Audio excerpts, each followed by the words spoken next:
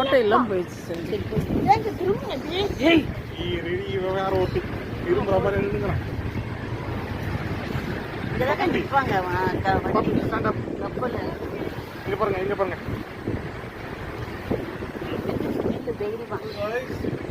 It's one of the two islands, okay? It's the small skeletons.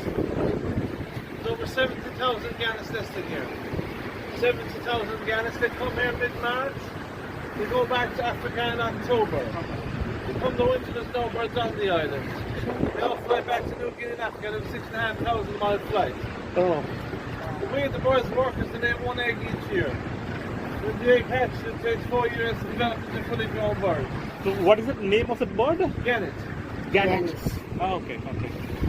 So, the youngest birds at the bottom and the oldest birds are in top. The birds are up to top of the island each year they come back. The second largest gannet colony in the world, largest in Scotland and Basque. Some of the other birds have a wingspan of 6 feet and they dive up to 40 meters in the water for their feed. They mainly feed off fish called sprat and sandies. Now the gannets live up to 35 years of age, it's a lifespan, okay?